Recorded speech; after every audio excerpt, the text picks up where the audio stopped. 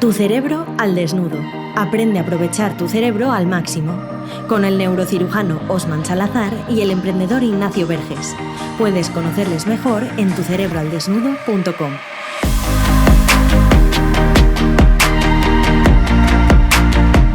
Bueno, Osman, déjate de historias ya, que yo creo que ya vale, que este podcast ya entramos aquí, tu cerebro al desnudo, a un tema importante. ¿De qué vamos a hablar hoy? A ver, cuéntanos.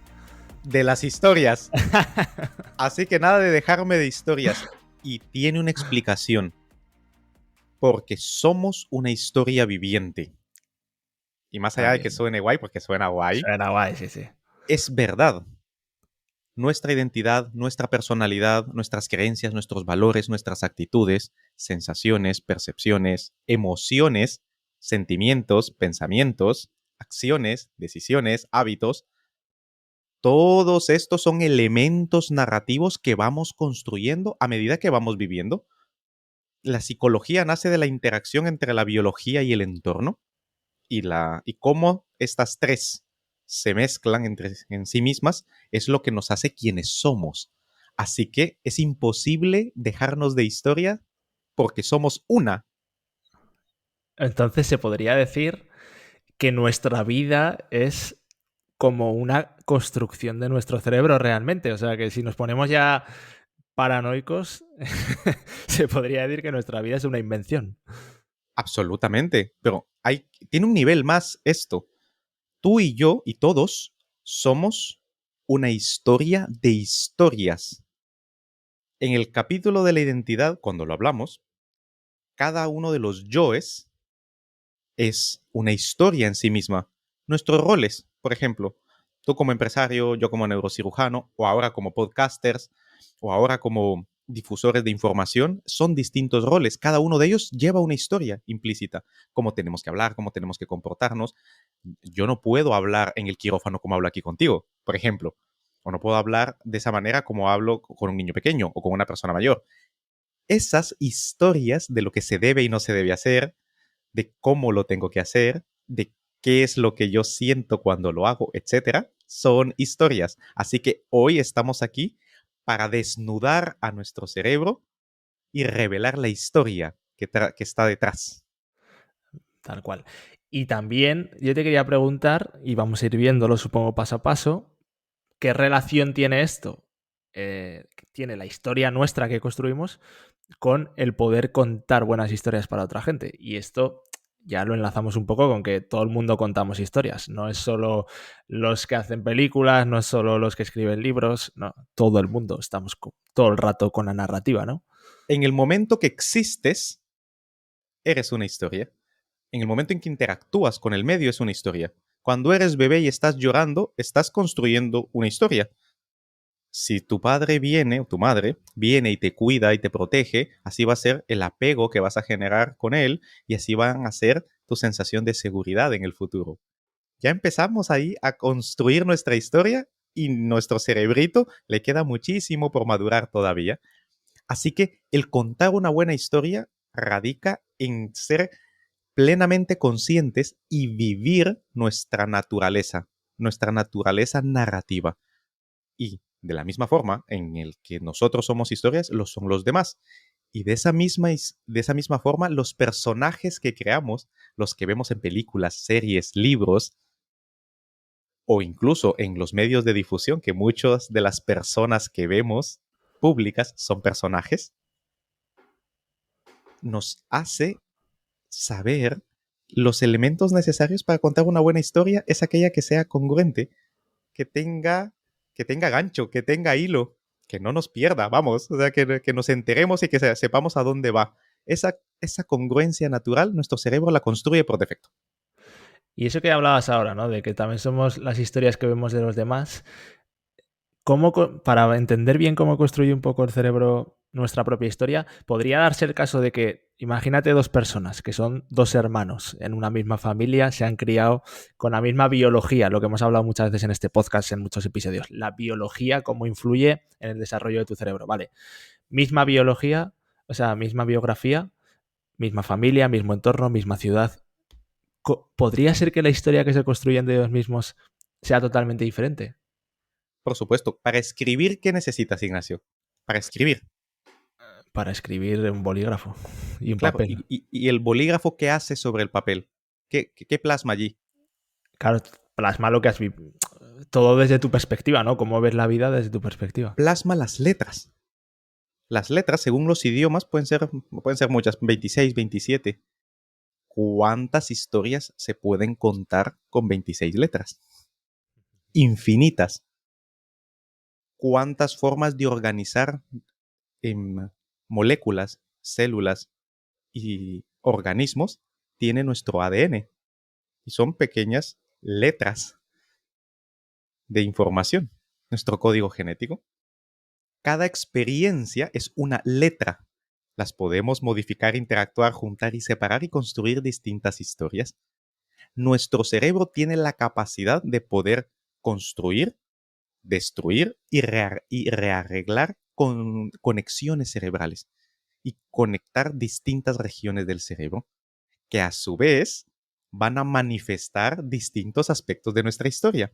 Nuestro sistema límbico, nuestras historias emocionales, nuestra corteza prefrontal, nuestras historias racionales, nuestras cortezas perceptivas y sensitivas, las historias de lo que esperamos encontrar en el mundo, porque pensamos que oímos las cosas como son o las vemos como son. No, escuchamos y vemos como somos. Las expectativas que tenemos hacen que cambien la forma en la que interpretamos la realidad. Así que el cómo contar una buena historia, pongo un ejemplo, Christopher Nolan, que lo hemos tratado en una de nuestras cerebrinas diarias. Para mí, es mi director de cine favorito, y lo que hace, tiene esa capacidad realmente de poder entender cómo funciona el cerebro de la persona que está viendo lo que él está proyectando.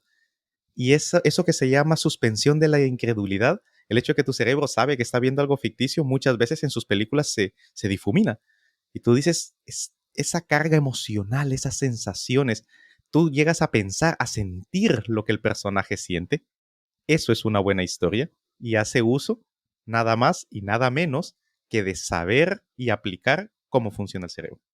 O sea, que realmente cuando tú estás viendo, por ejemplo, Batman de Nolan, que es algo ciencia ficción, podríamos decir, tú te olvidas de que es ciencia ficción porque eso te evoca unas emociones que digamos que empatizan contigo, ¿no? O sea, que llega un momento en el que se te olvida que Batman es un personaje ficticio y te metes en la película de lleno. Por ejemplo, el color oscuro que tienen las películas del Caballero Oscuro, que también tiene que ver un poco con cómo ve Christopher Nolan la vida. Ese dato está en nuestra cerebrina, ¿eh? Así que hay que apuntarse. Lo importante aquí es que nosotros, a la hora de meternos en el personaje, a través de crear un ambiente, el color, la música, Hans Zimmer trabaja con Christopher Nolan y este sonido ascendente de las películas de Christopher Nolan, que la escuchamos en Batman, la escuchamos en Inception, Origen en castellano, o la vemos en Interstellar, evoca una emoción, porque nuestro sistema límbico está perfectamente alineado con la música.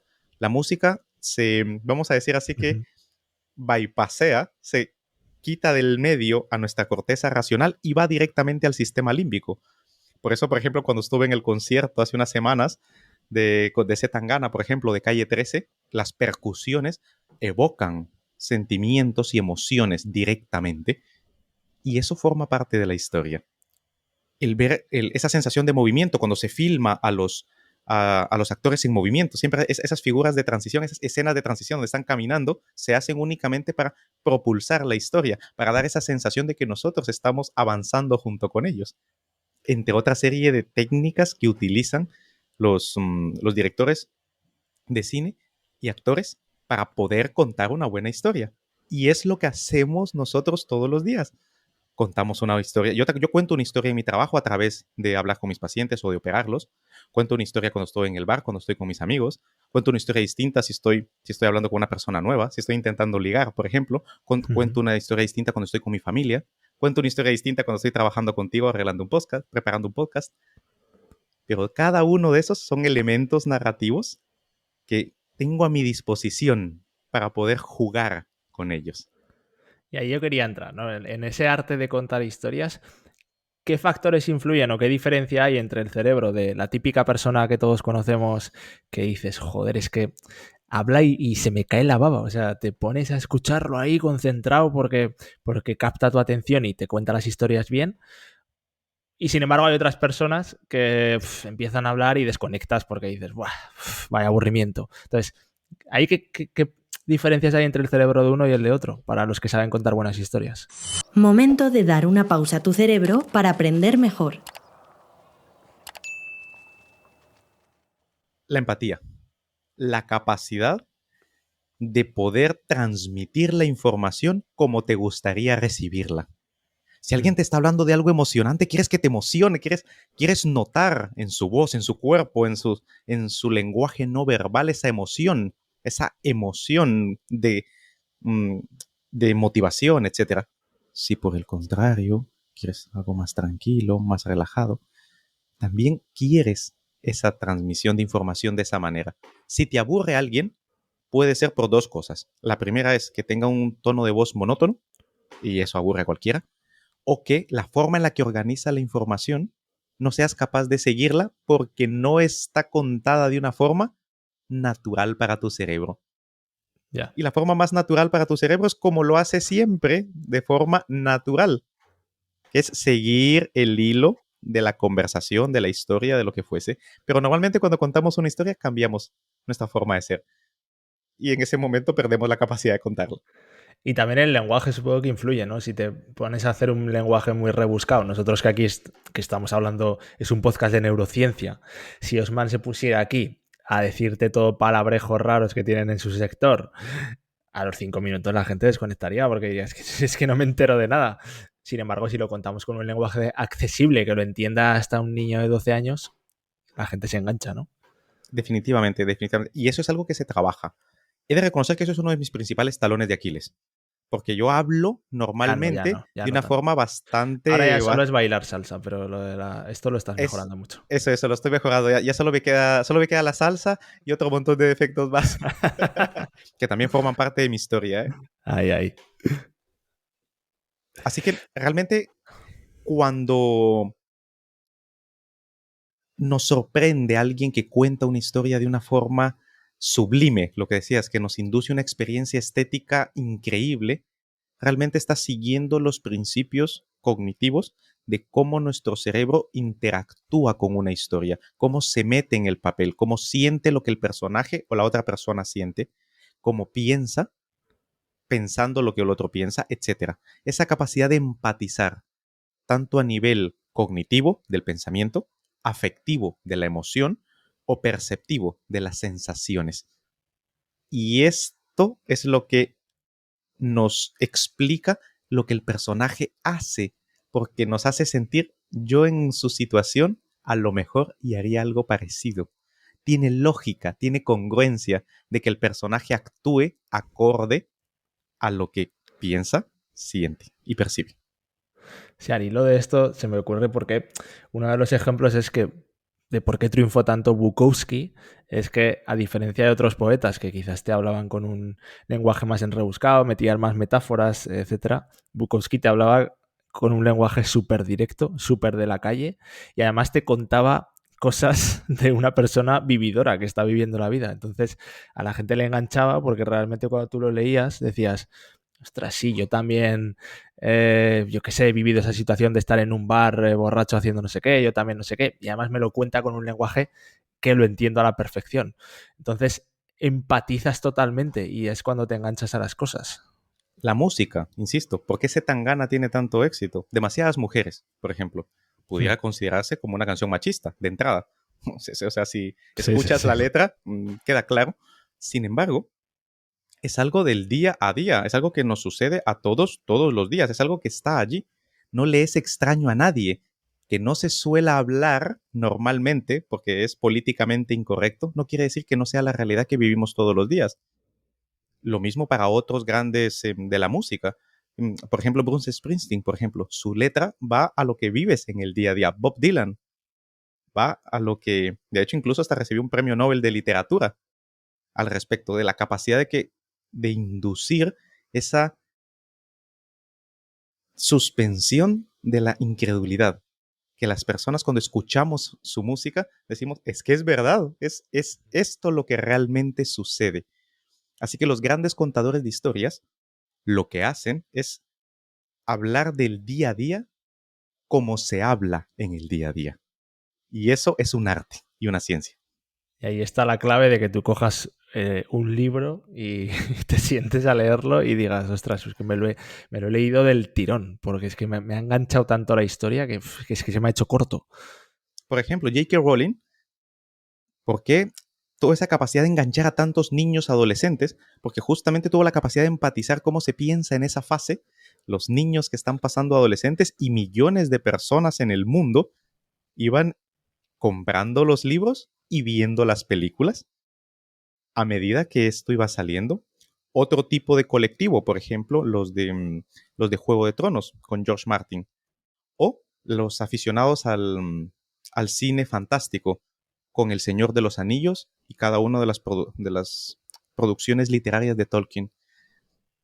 Eran personas que entendieron cómo nuestro cerebro es capaz, tanto en el mundo real como en el mundo fantástico, de introducirse en la mente de otras personas, esto se llama teoría de la mente, o de otros personajes, narratología.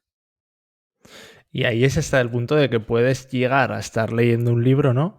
Y sentir que sudas, que se te aumenta el ritmo cardíaco, o sea, tienes todas esas sensaciones de lo que estás leyendo. Por ejemplo, para la gente que leyó 50 sombras de Grey, había personas que pudiera gustarles o no, pero el principio era evocar imágenes que a su vez eran descritas por sensaciones.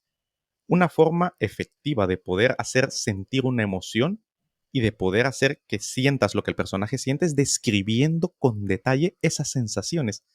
Porque nuestro cerebro al leerlas se olvida que las está leyendo y estimula zonas de la corteza cerebral que reproducen lo que está leyendo. Por ejemplo, las sensaciones en nuestra corteza parietal, las emociones en nuestro sistema límbico o nuestra corteza prefrontal ventromedial y las sensaciones corporales internas cuando, por ejemplo, se describe, sintió como una punzada en el corazón o cómo se estrujaba el estómago. Esto está en la ínsula anterior. La corteza de nuestro cerebro responde a lo que el autor está escribiendo, pero cuando el autor lo estaba escribiendo eran las mismas zonas de su corteza cerebral Claro. que se estaban estimulando cuando escribía. Y entonces, la pintura del pintor, la escritura del escritor o la imagen, la escena del director de cine o el productor de series, lo que es el mensaje por medio del cual los dos cerebros se conectan, se sintonizan y se sincronizan. Y ese es el arte y ciencia de contar una buena historia. Y oye, ya para acabar, curiosidad, ¿hay algún canal o algún medio más efectivo para impactar en el cerebro de las otras personas contando una historia? ¿Es mejor una película? ¿Es mejor un libro? ¿Es mejor un audio, una canción? Las preferencias. Aquí esto es muy, muy importante. Imagínate que esto se lo estuvieras preguntando a un ciego. Ojo, ojo. Claro, sí. O se lo estuvieras preguntando a un sordo. Evidentemente, entre más estímulos, entre más sentidos estén estimulados, más vívida será la experiencia. Y es por eso que las actividades reales tienen un impacto brutal. Voy a poner un ejemplo del día a día, el sexo. Porque el sexo tiene esa potencia en la memoria tan fuerte, porque están estimulados todos los sentidos. Y no solo eso, hay emociones, hay imaginación, expectativas, deseos, etc. Todo ese conjunto de estímulos que son distintas zonas del cerebro que van a un mismo objetivo, es lo que hace que sea esa experiencia tan intensa. Por lo tanto, las preferencias juegan un papel. A mí me encanta el cine y me encanta todo lo audiovisual, por lo tanto, para mí sería el mejor mecanismo para poder contarme una historia. Pero hay gente que le encanta leer, y le encanta leer porque a pesar de que solo está leyendo, es capaz de imaginar en su cerebro las distintas voces de los personajes, las reconstruye en su mente, imagina los paisajes, imagina las escenas, es capaz de sentir las sensaciones solo por el estímulo visual. Otros les pasa lo mismo con escuchar la música. Les encanta la música porque pueden reproducirlo a través del sonido, etc. Lo que la persona prefiera lo que la historia, la biografía de esa persona ha construido y ha cableado su cerebro para que determinado sentido tenga más importancia, es lo que tendrá mayor capacidad de inducir en una persona concreta esa experiencia estética inmersiva de estar en una buena historia. Que al hilo de lo que decías, es por eso que a mucha gente le pasa que películas que han sido adaptadas de libros, la gente que se ha leído el libro y han sido fieles lectores, luego la película no les gusta, y es porque, claro, esa imagen que ellos se han hecho es infinitamente diferente o mejor a la película que están viendo. Claro, no puedes competir Claro. con una producción en unos cuantos megapíxeles, con un universo ficticio, subjetivo, construido por el cerebro de un ser humano. Tal cual, tal cual. Bueno, pues danos para rematar ahí en unos segundos esas conclusiones finales y ya vamos poniéndole el lazo a este podcast. Recordar que somos una historia viviente. Cada uno de nuestros mecanismos cognitivos, sensaciones, sentimientos, pensamientos, hábitos, creencias, etc., son distintos elementos narrativos que a lo largo del tiempo, si se estimulan constantemente, van creando ese guión con el que es la historia de nuestra vida, y ese guión a su vez tiene distintas ramas y son los distintos roles que cumplimos en la vida. Tener la conciencia de esto nos permitirá, 1, disfrutar mejor de las historias en las que tenemos contacto, y 2, si somos empáticos con este conocimiento, podemos contar mejores historias e inducir esos pensamientos, esas sensaciones, esas emociones en las personas que interactúan con nosotros y en las que tienen contacto con nuestras historias. Bueno, pues ahí queda eso. Te animamos a que, si quieres aprender el cómo contar buenas historias, te suscribas en la lista de tucerebraldesnudo.com, porque ahí, aparte de que cada día vas a recibir tu dosis de cerebrina diaria, que eso nos comprometemos a dártelo gratis para que afrontes los días con un nuevo conocimiento sobre tu cerebro, que por ejemplo la semana pasada hablamos de por qué Christopher Nolan, a base de un defecto, ha conseguido contar esa serie de filmografía. Defecto que lo ha aprovechado.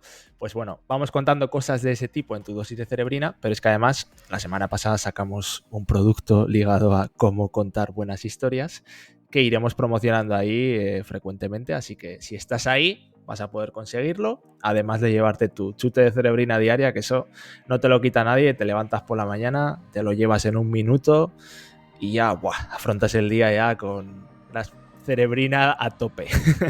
Así que nada, tucerebraldesnudo.com, y a la semana que viene nos vemos con más mandanga de la buena también aquí en este podcast, Osman. Por supuesto, el podcast, nuestro sitio web y nuestra newsletter, esa cerebrina es lo que hace que controlemos nuestro cerebro, porque si no, este nos controla a nosotros. Hasta la siguiente semana. ¿Te ha gustado este podcast? Compártelo, igual puedes ayudar a alguien. Y para dar el siguiente paso, suscríbete a nuestra lista de correo en tucerebraldesnudo.com. Recuerda, si no controlas tu cerebro, este te controla a ti.